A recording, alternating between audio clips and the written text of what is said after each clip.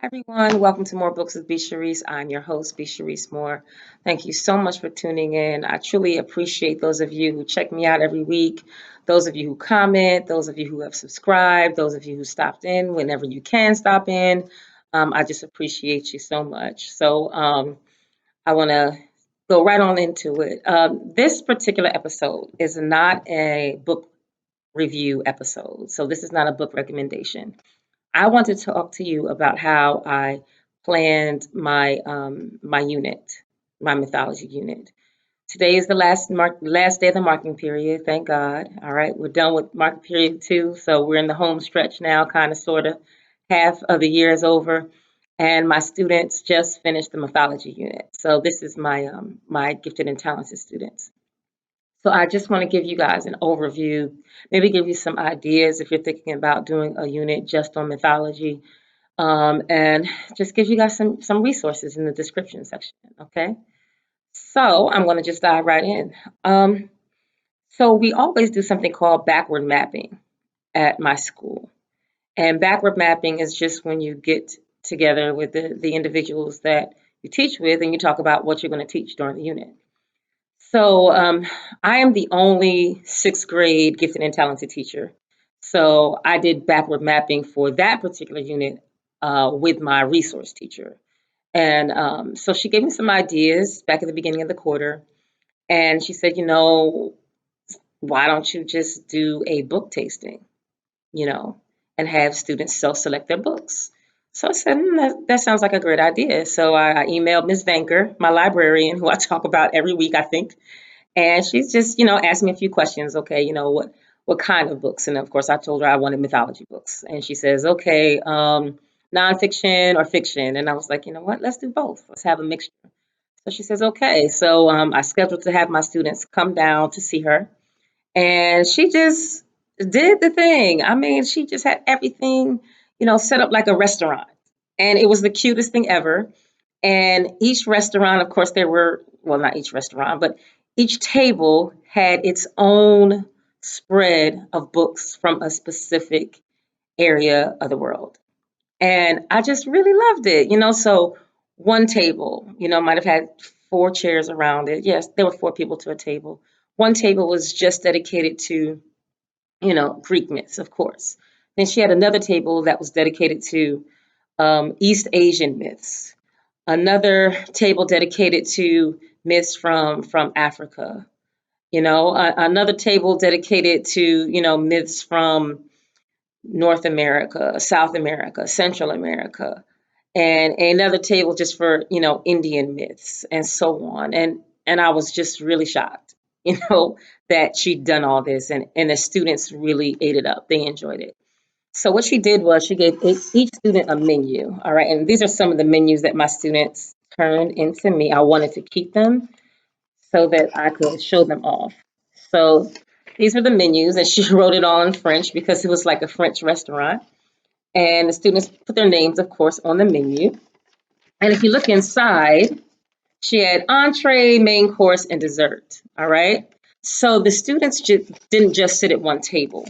All right. They rotated to the table of their choice. Anything that they looked interested in, they sat down at that table. And then she put a timer on. They chose a book from the pile because, again, on each table, she had at least 10 to 12 books on each table. And they previewed it.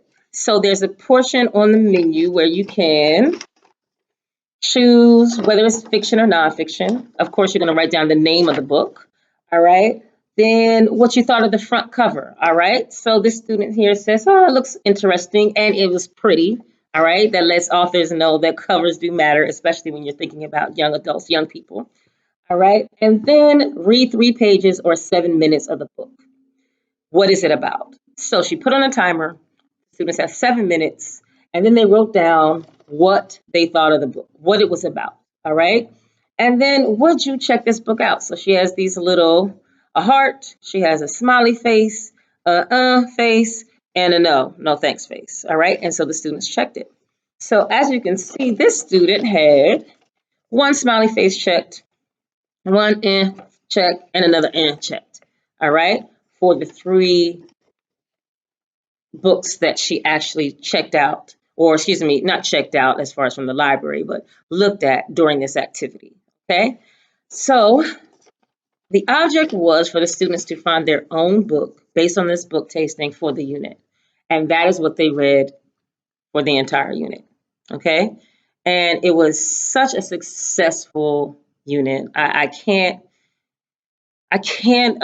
tell you this. I can't reiterate this more than I'm about to reiterate it. Student choice means a lot. Student choice means a lot. When students are able to buy into their learning and give you feedback about what they want to learn about, I mean, you give them the topic, you guide them. But when you give them the opportunity to say, okay, you know what? I want to read this book about this topic, or I want to read this book about this topic, it makes a huge difference. All right. So as we continue the unit, we read more, creation myths from around the world. We read a Yoruba myth. We read an Ashanti myth. We read a Norse myth. We read a myth from the Maori people. We read a myth from the Hindu. I mean, we read so many myths, from around the world. And the students also, of course, learned about Greek gods and goddesses. And I also assigned a project called the Myth Bio Poem Project. And the Myth Bio Poem Project allowed students to choose any god or goddess that they'd read about. All right. I did not limit it to just Greek gods and goddesses. In fact, I didn't limit the entire unit to that. We learned a little bit about everything, about several different cultures. And so the students wrote a poem about a god or goddess of their choice. And they wrote it in the first person as if it was like an autobiography. All right. And those were really fantastic. A lot of the students really had a great time with that activity. But this is what I'm really excited about. I had one culminating project, and that was the board game / trivia game / game assignment. All right. So I told the students, I gave them a rubric, and I told them I wanted them to develop a game that was inspired by mythology. And they had the freedom to choose card games, board games, trivia, role playing. And I was just blown away with the creativity of my students. So I want to show some of these games to you. Okay. So I want to start off with a board game. And this board game was really cute. All right. This board game was called Olympian Rush. So each board game had to have game pieces. This is one of the little game pieces. All right. And of course, this board game had a little Mount Olympus in the middle. This is supposed to be Mount Olympus. All right. And each game, of course, had to have directions. All right. So this game is called Olympian Rush. And this was created by Daniela and Amy. All right. And so it's 2 to 4 players. Players must choose a god or goddess game piece. The youngest player goes first. That's creative. I don't think I've ever seen that before. And according to the deck, they're gods and goddesses. You take turns. And if a player gets a goddess, they go to another realm. They may capture them, and then they're out. And the last player goes to Mount Olympus and wins. So there are game pieces. And with the cards that came with the game, they would take turns, and whomever got to Mount Olympus first won. Okay? So that's one game. Let me show you another game that I really enjoyed. And I just love the outside of this game. I thought this was so cute. This is Guess Who, the Mythology Edition. So when you open up this box, right, students created God and Goddesses cards. So here's the God cards, and here are the Goddess cards. Actually, that's another God card. Sorry, here are the Goddesses cards. They're a separate deck. All right. And here is the little game board that you can play on. And they have directions in here and little game pieces. So I thought this was really, really cool. All right. So you pass out all the cards. Each person picks a character, and then you determine who goes first. Whoever goes first reads one of their cards to the person next to them. The person gets the question right. with only one clue, then they can move their little game piece 3 spaces. All right. And you have to keep in mind that any cards that are not that popular may have +2, +6, +8. So they also rated or considered difficulty, all right, with their game. So this was just a really cute game. And I love the fact that it came in its own little box that the students designed themselves. All right. The next one, and this is the one. I'm talking off camera here. Excuse me for that. All right. This is the one I really, really enjoyed. This one was called You Will, You Rule. All right. And this was the game board that the students designed.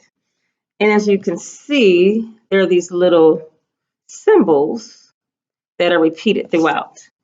And for each little symbol, there are cards. And I loved that. I loved that.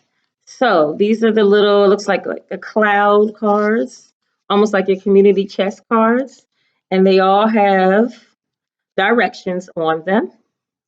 All right. And these, oops, I have some of them mixed up. Sorry about that. These are your little question cards, almost like a chance card. All right. And these had true or false questions on this. So this is a question about Cerberus, the dog that guards Hades. This is a get out of questions card. So this is like a get out of jail free card. Really like this one. Here's another one. Zeus is the god of what? A, rivalry and jealousy, wisdom and civilization, love and fertility. All right. So this really shows me exactly what the students learned. You know, I know exactly what they learned. And they have more than proven that they understand mythology. Now, this is the cutest part. All right. Oh, by the way, these are the little game pieces right here. It's a 2-player game. This is the best part. They even had Pandora's box. Can you believe that? And it sits right on top. All right. And it's for the game pieces. All right. So it sits on the board. So let me put all this back. These are the directions. They even made a little booklet, rule instructions. All right. This was actually completed by a 3-member team. So Anna, and Soma, and Michelle created this one. All right. Fantastic game. Look at this. They took so much time, so much effort. They even have a little answer sheet here. It's just fantastic work. Fantastic work. And ironically, if you saw my other episode with the pop-up books, these very same students actually developed one of those pop-up books. So it's funny. Some of the students are just consistently great. All right. Okay. Let's see. 2 more. 3 more. I love this one. This one is Mytholand. Okay, so we have a cute little Mytholand game board. All right, these are the directions. All right, you get a card out of the envelope. This is the envelope here, Mytholand cards. All right, and you move to the nearest symbol that matches the card. So I love the fact that this student didn't just think about facts and creating a trivia game. She actually thought about incorporating the gods and goddesses symbols, and she made a game out of it. All right, so these are the little cards. Like this one says Aphrodite and Venus, the apple symbol. So I need to find the apple symbol on here. I believe she has an apple symbol. All right. Oh, so the nearest symbol that matches the card. So let me see what she have on here. Let me see. I see Aphrodite and Venus. I don't see an apple on here. Maybe she forgot that apple. Oh, well, I have to tell her about that. She forgot that apple. I thought I went through these. Let me find another one. Let me see what else she has in here. All right. So, oh, look at this one. Persephone. Persephone. All right. She has the little flowers for Persephone. Okay. So, again, this is Mytholand. Mytholand. Oh, there's a flower. There's a flower for Persephone. So I like this. Now, this makes me really, really want to find that apple that she drew because I can't imagine her just leaving that off. But anyway, this is where you start. You move around, almost kind of sort of like Monopoly. And this is where you finish. Okay. So another really great idea. And this is filled with clues. Like the students took so much time to make these small little cards to go with these games. It's a beautiful job. So proud of them. All right, this one here. It's a little different. This is actually a role-playing game. So the students created attack cards. All right, and the attack cards have points with them. So they're almost like a Pokemon mythology. All right, so we have a Poseidon card, a Hera card, Hecate, Artemis, Poseidon again, Demeter. All right, and each of those has a point value assigned to them for attacking. So I also want to look at rules because there's a rule book in here as well. And the rule book tells you all about how to play Mythomon, not Pokemon, but Mythomon. All right. So you shuffle your cards, you place them upside down, you attack with the cards, and if you have the appropriate numbers to attack or appropriate points, then you win. Okay. So this last one, I just adore it visually. I thought it was just so cute and done so well. So we have a Jeopardy mythology board. So cute.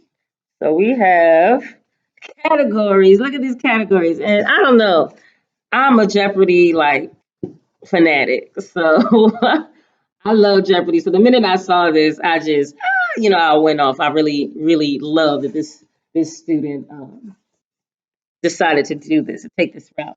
So the categories, gods who you married to. That's so funny. Because if you know anything about mythology, you know that all these gods have all kind of drama and love triangles, love quadrangles with them. So I love this. And she has the little questions here. All right. And so, who was Hera married to? What about Medusa? Interesting. Aphrodite. All right. And that's my symbol. That's my symbol. Zeus will be the lightning bolt. All right. That's my symbol. Okay. Then she has, who do these kids belong to? That's funny. All right. Then she have gods. What did you do? All right. So again, this is the gods and goddesses mythology Jeopardy board. And if you turn over the flat, you have the rules to the game. Okay, so this is a really, really great idea. Okay, so I just wanted to say that this is something that my students have done in my class.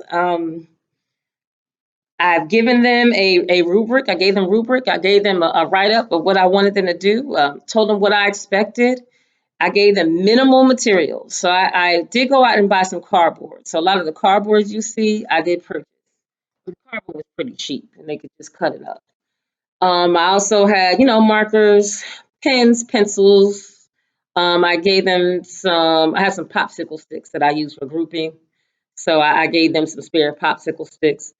But that's pretty much all I gave them. And the rest they did themselves. They did all of this with, scissors and glue and markers and cardboard. So some of the things, of course, they brought from home. But most of them used what I supplied. So hopefully that gives you all some ideas about what you might want to do in your classrooms. I'm sorry this was a little bit long. I didn't mean for it to be this long, but I did want to show you the different things that students will come up with when you are creative and when you give them the opportunity to be creative. You know, a lot of them really will surprise you and they will create some really fantastic projects. Okay. So I want to thank you so much for joining me again. I appreciate you. Please hit the like button, comment. I love comments, and I reply to all my comments. So like, comment, share, subscribe. Like, comment, share, subscribe, and let me know that you like what I'm doing. Let me know if you have some suggestions. All right, I'm open to those, and I appreciate you guys. And I will see you next week. And next week I'll have a book review for you. Okay. So thanks a lot and enjoy your weekend. Take care.